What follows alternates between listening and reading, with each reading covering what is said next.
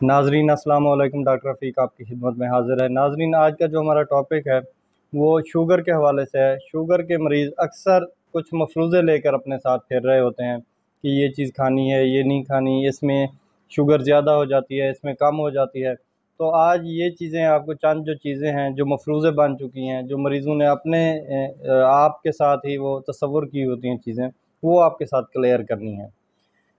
नाज़रीन, शुगर मीठे का नाम बिल्कुल भी नहीं है। और शुगर का इलाज जो ये नीम हकीम होते हैं या जो आम लोग होते हैं, हमारी पब्लिक होती है, इन्होंने कड़वी चीज़ों का इस्तेमाल शुगर का इलाज रखा हुआ है। हरगिज़ नहीं है, ऐसा नहीं होता। काफ़ी लोगों से मैंने सुना है कड़वी चीज़ें फ़लाँ चीज़ खा लो शुगर ख़त्म हो। शुगर का ताल्लुक़ लबलबे की सेक्रेशंस के साथ है, इंसुलिन के साथ है, ना कि इसका मीठी और कड़वी चीज़ों के साथ है। ये चीज़ हमें क्लियर होनी चाहिए।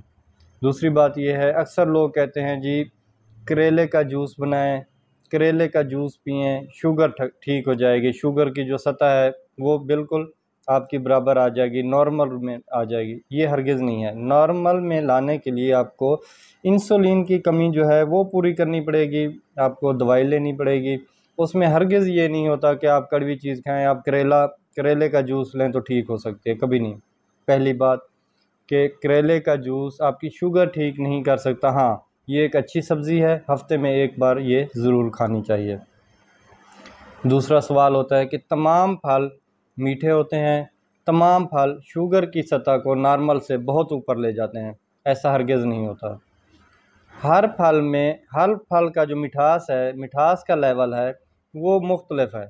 कुछ चीज़ें हैं, कुछ फल हैं, फ्रूट्स हैं जो कि कम मीठे होते हैं, कुछ फ्रूट्स ऐसे होते हैं जो ज़्यादा मीठे होते हैं।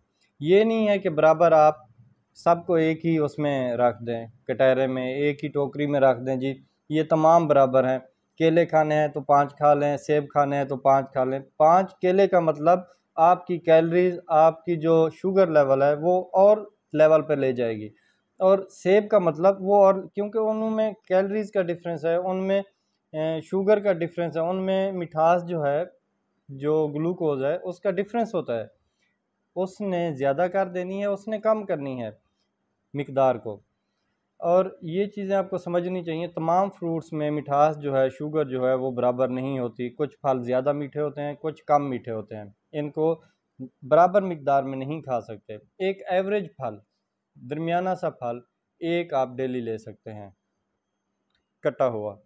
दूसरी बात आ जाती है फलों पे, ये आपको बता दी। तीसरी बात आ जाती है कि क्या ये जो आपकी कोल्ड ड्रिंक्स होती हैं, डाइट, इसका शुगर पे क्या असर है? ये जो डाइट होती हैं, डाइट कोल्ड ड्रिंक्स वगैरह, कार्बोनेटेड वाटर, ये जो डाइट आते हैं, डाइट स्प्राइट, कोक, ये पेप्सी, इनमें शुगर नहीं होती। ये ज़ीरो कैलोरी होती हैं। ये आप इस्तेमाल कर सकते हैं, लेकिन कोशिश की जाए कि इनको कम से कम इस्तेमाल करें, ज़्यादा इस्तेमाल से बचें। और आप इनको ज़्यादा देर फ्रिज में रख के, अलमारियों में रख के, स्टोर करके ज़्यादा से ज़्यादा इस्तेमाल की जाती हैं जी। 2-2 महीने स्टोर कर लिए आपने, फिर इस्तेमाल कर रहे हैं, नहीं, ऐसा नहीं होना चाहिए। कम इस्तेमाल करें और कम मिकदार में अपने पास सेव रखें, ज़्यादा ना रखें, ज़्यादा अरसे के लिए ना रखें ख़ास तौर पे। और एक अहम सवाल होता है कि जब हाइपोग्लाइसीमिया हो जाता है, जब खून में शुगर की कमी हो जाती है, आपको ठंडे पसीने आना, आपको गनूदगी तारी होना, ये चीज़ें जब होती हैं, हाथ पाँव कांपना, सर चकराना, आंखों के आगे अंधेरा आना, ये जब चीज़ें आती हैं, ये इसको कहते हैं हाइपोग्लाइसीमिया, शुगर कम हो गई है खून में। तो लोग पूछते हैं क्या इसका इलाज हम चॉकलेट से कर सकते हैं, चॉकलेट दे दें? पहली बात तो ये है, चॉकलेट की में जो शुगर की मिकदार है, दैट इज़ नॉट कैलकुलेटेड, आपने कितनी दी है कोई पता नहीं होता। इसका एक आसान सा हल ये है कि आधे गिलास पानी में, 1 गिलास पानी में आप 15 ग्राम ग्लूकोज मिला के मिक्स करके वो पिलाएं। ये चीज़ बिल्कुल गलत है कि आप हाइपोग्लाइसीमिया का इलाज चॉकलेट से करें। आप 15 ग्राम आप उसमें ग्लूकोज मिला के पानी में वो पिलाएं, ये इसका इलाज है, प्रॉपर इलाज है। और एक आम सा क्वेश्चन है जो बार बार पूछा जाता है, जो कि एक गलत फहमी का शिकार हो चुका है कि शुगर के मरीज़ को अंडे की जर्दी लेनी चाहिए या नहीं। तो नाजरीन, मैं आपको क्लियर करना चाहता हूँ, अंडे की जर्दी में 90% ग़िज़ाइयत होती है।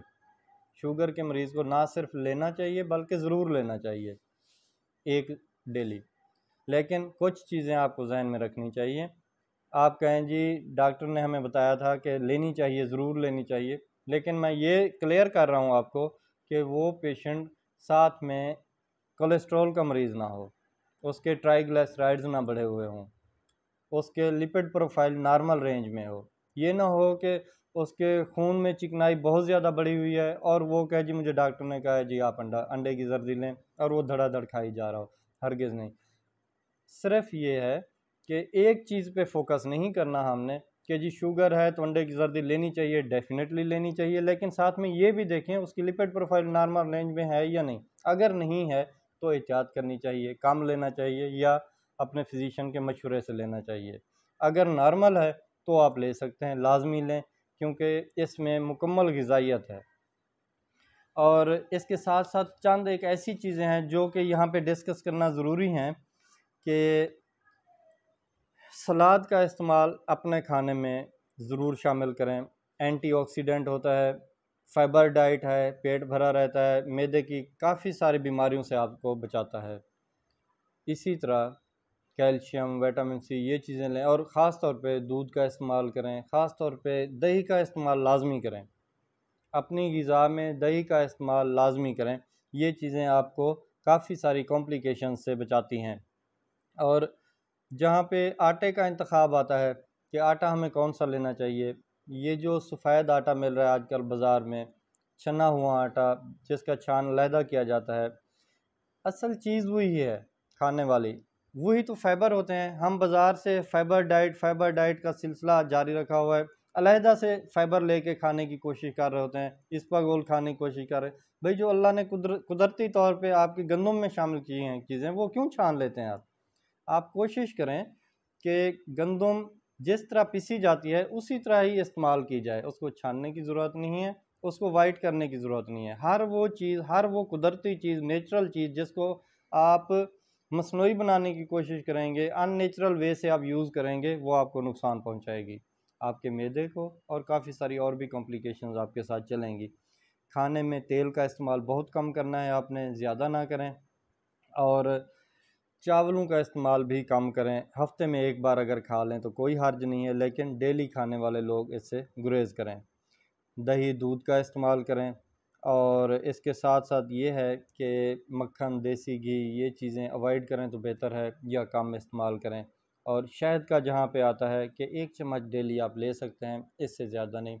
सफ़ेद चीनी, ये चीज़ें बिल्कुल परहेज़ करें। मीठा किसी सूरत नहीं, या एक ख़ास मिक़दार में आप ले सकते हैं, 1 चम्मच लें तो उसमें कोई हर्ज नहीं होता। एक अहम सवाल जो बार बार हमसे पूछा जाता है, और बार बार वो ख़वातीन जो हमल के साथ होती हैं, प्रेग्नेंट होती हैं और शुगर के मर्ज़ में लाहक होती हैं, जिसको हम गेस्टेशनल डायबिटीज़ कहते हैं।